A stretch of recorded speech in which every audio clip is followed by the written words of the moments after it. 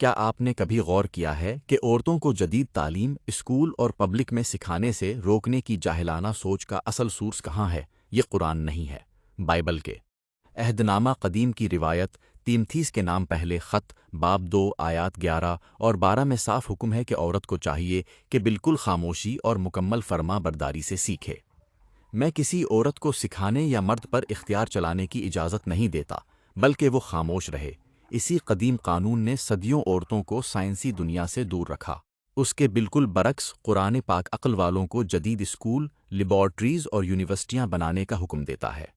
سورہ العمران آیت 190 میں کائنات کے رب نے زمین وہ آسمان کی پیدائش اور دن رات کے بدلنے کی طرف اشارہ کیا ہے۔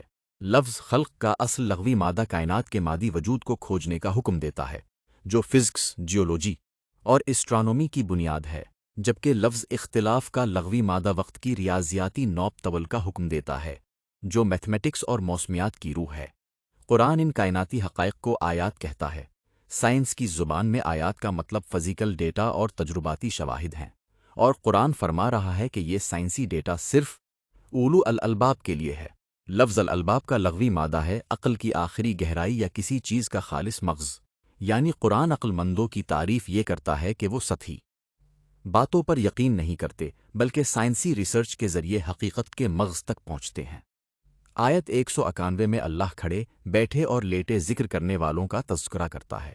لغوی طور پر ذکر کا مطلب رٹا لگانا یا تسبیح گھمانا نہیں، بلکہ علمی حقائق کو ذہن میں حاضر رکھنا ہے۔ ایک ڈاکٹر جب کھڑے ہو کر آپریشن کرتا ہے یا لیب میں بیٹھ کر ریسرچ کرتا ہے تو اس کی یہ ریسرچ ہی خدا کا حقیقی ذکر ہے۔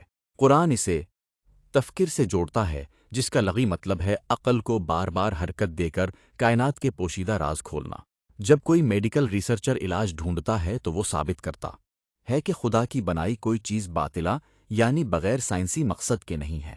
یہی الہی قانون ثابت کرتا ہے کہ عورتوں کا اسکول پڑھنا معاشرے کی بقا کے لیے کیوں فرض ہے۔ سورہ العلق میں اللہ نے انسان کو علق سے پیدا کرنے کا ذکر کیا۔ علق کا لغوی مادہ ہے وہ جونک نما مادہ جو ماں کے رحم کی دیوار سے چمٹ جاتا ہے۔ یہ خالصتاً علم جنین یعنی ایمبریولوجی اور گائناکولوجی کی بنیاد ہے۔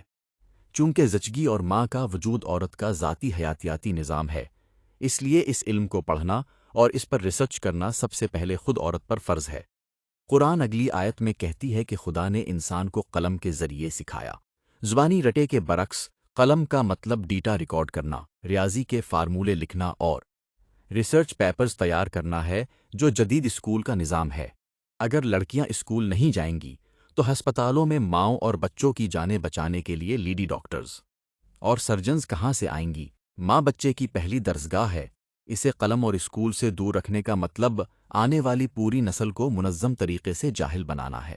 افغانستان میں لڑکیوں کے اسکول بند کرنے والے انتہا پسند دعویٰ تو اسلام کا کرتے ہیں، لیکن وہ مسلمانوں کے نام پر دراصل بائبل کی جاہلانہ آمریت کا قانون نافذ کر رہے ہیں۔